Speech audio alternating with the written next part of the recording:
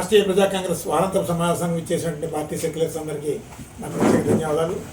ప్రధానంగా సామాజిక స్థితిగతుల మీద, అలాగే దేశ భద్రత మీద, సమానత్వం మీద, అలాగే లా అందరికీ సమానంగా ఉండాలి, అసలు దేశ భద్రత అందరికీ చేరువుగా ఉండాలని ఒక ప్రధాన లక్ష్యంతో రాష్ట్రీయ ప్రజా కాంగ్రెస్ పార్టీ అన్ని వర్గాల ప్రజల్ని దృష్టిలో పెట్టుకుని ఒక కార్యాచరణ ఎప్పుడూ సిద్ధం చేస్తూ ఉంటుంది. ఆ పందాలో రాష్ట్రీయ ప్రజా కాంగ్రెస్ పార్టీ ముందంజలో ఉంటుంది.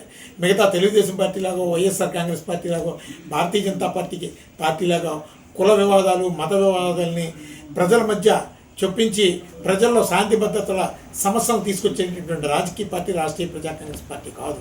ఈ పార్టీలకి కులం, మతము ఒక ముడిసరుకులా మారింది. కానీ రాష్ట్రీయ ప్రజా కాంగ్రెస్ పార్టీ ఈరోజు 75 ఏళ్ల పూర్తి అయిపోయినటువంటి ఈ సువిశాల భారతదేశ స్వాతంత్రం ఫలాల్ని సరిగా అనుభవించలేకపోతున్నారు. సగటు మనిషికి భద్రత లేకుండా పోయింది. అలాగే విద్యార్థులకి, యువతకి, పెద్దవాళ్ళకి, పసిపిల్లలకి ఎవరికి ఈ భారతదేశంలో భద్రత లేదు. ఒక ఉన్మాదం, ఉగ్రవాదం, మతోన్మాదం, ఉగ్రవాదం ఈ రెండింటినీ కూడా ప్రోత్సహిస్తుంది ప్రభుత్వాలే అనే అనేక ఆరోపణలు ఉన్నాయి. ఈ ఉన్మాదాన్ని, ఈ ఉగ్రవాదాన్ని వాళ్ళ రాజకీయ అవసరార్థం ఈ యొక్క ఏ రాజకీయ పార్టీ అధికారంలో ఉంటే ఆ రాజకీయ పార్టీ ప్రేరేపిస్తుంది, ప్రోత్సహిస్తుంది. ఇందులో సామాన్యులు నష్టపోతున్నారు. సామాన్యుల ప్రాణాలకు విలువ లేకుండా పోయింది భారతదేశంలో. ఇక్కడ ప్రభుత్వ సంస్థలు ఉన్నటువంటి భద్రతా శాఖకు సంబంధించినటువంటి పోలీస్ కావచ్చు, డిఫెన్స్ కావచ్చు, అలాగే హ్యూమన్ రైట్స్ కావచ్చు, ఏ శాఖలో కూడా నిర్వీర్యం అయిపోయినాయి. ఏ సగటు మనిషికి కూడా మేమున్నామని నమ్మకం కలిగించేటటువంటి పరిస్థితులు ఉన్నటువంటి ఏ శాఖ ఈరోజు లేదు. చదువుకున్నటువంటి బిడ్డలకి ఇక్కడ ఉద్యోగం ఉందా లేదో కూడా తెలియదు. ఆంధ్రప్రదేశ్లో ఎందుకు చదువుకుంటున్నామో అర్థం కాని పరిస్థితుల్లో ఉంటాయి. ఇలాంటి అన్ని పరిస్థితులు ఉన్నాయి.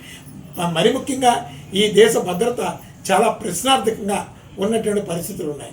అందుకని 75 ఏళ్ళు పూర్తయిపోయింది కాబట్టి ఆనాటి పరిస్థితులకు అనుగుణంగా దేశ రాజధానిని ఒక నిర్దిష్టమైనటువంటి ప్రదేశంలో ఏర్పాటు చేసుకోవడం జరిగింది. ఇప్పుడున్నటువంటి పరిస్థితులు అందుకు భిన్నంగా ఉన్నాయి.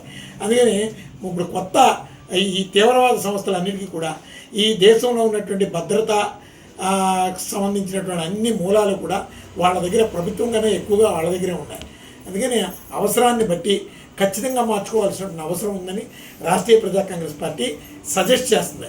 దీని మీద మేధావర్గం అందరూ కూడా ఆలోచన చేయాలి. ఎందుకంటే ఇప్పుడు పార్లమెంటు 75 ఏళ్ళు అయిపోయిందని చెప్పి కొత్త పార్లమెంటు కన్స్ట్రక్షన్ చేసుకున్నాం కదా.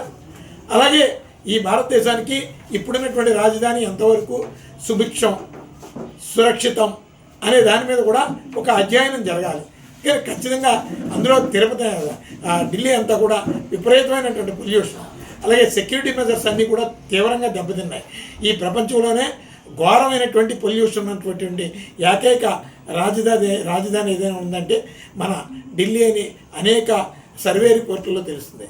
అలాగే ఏ కోణం విపత్తుల్లో కూడా చాలా ప్రమాదకరమైన పరిస్థితుల్లో ఉంది. కానీ ఏ కోణంలోనూ కూడా ఇప్పుడున్నటువంటి పరిస్థితుల్లో ఢిల్లీ సురక్షితమైనటువంటిది కాదు. ఇప్పటివరకు 75 ఏళ్ళ వరకు పర్లేదు. కమింగ్ జనరేషన్కి మన ప్రాంతం, మన రాజధాని సురక్షితమా కాదా అనే దాని మీద ఇప్పుడున్నటువంటి ప్రభుత్వాలు, మేధావులు దృష్టి కేంద్రీకరించి దాని మీద అధ్యయనం చేయాలి. ఇకపోతే మన ఆంధ్రప్రదేశ్ రాజధాని విషయానికి వస్తే నాసా డెసిషన్ సైతం కూడా, అలాగే శ్రీకృష్ణ కమిటీ, అలాగే ప్రపంచ బ్యాంకులు ఇవన్నీ కూడా సురక్షితమైనటువంటి ప్రదేశం కాదు అమరావతి అని వాళ్ళు చెప్తున్నారు. ఎందుకో చంద్రబాబు నాయుడు గారు ఒక మూర్ఖత్వంగా ముందుకు పోతున్నారు. ఇప్పుడు 15,000 కోట్ల రూపాయలు రాజధాని పేరు చెప్పి ఖర్చు చేశారు. ఇదంతా మన డబ్బు. ఆ రాజధాని ఏంటంటే ఎక్కడ వేసిన గోడకేసిన సున్నలా ఉందే, వర్షం వస్తే మునిగిపోతుంది. అసలు ఈ రాజధానిని మనం చూస్తామా, మన బిడ్డలు చూస్తారా, ఆ బిడ్డలు చూస్తారా అంటే సాధ్యం కానిటువంటి పరిస్థితులు కనబడుతున్నాయి. అందుకని అలా ఇప్పుడు రాజధాని కావాలి అనుకుంటే ఎంతో కొంత అభివృద్ధి చెందినటువంటి గుంటూరు ఉంది పక్కనే, గుంటూరు పెట్టమనండి. ఎక్కడో ఆవల్లో అమరావతిని పెట్టి మన 1,000 కోట్ల రూపాయలన్నింటినీ కూడా అక్కడ వేసి ప్రతి మనిషి నెత్తి మీద అప్పుల భారం పెంచుతామంటే ఆ భారాన్ని మనము, మన బిడ్డలో అందరం మొయ్యాలి. లేదు, గుంటూరు మినహాయిస్తే గుంటూరు తర్వాత సహజ వనరులన్నీ పుష్కలంగా ఉన్నటువంటి ఏకైక ప్రాంతం రాజమండ్రి. ఈ రాష్ట్రంలో అద్భుతమైనటువంటి ప్రదేశాలు ఈ రెండు.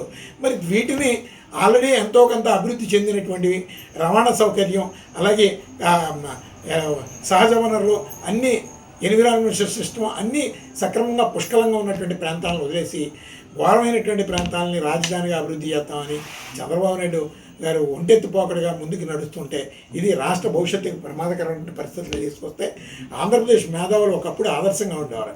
ఈరోజు బలహీనతలు కానీ ఒక భయంతోనే బ్రతికేటటువంటి పరిస్థితులు ఉంటాయి.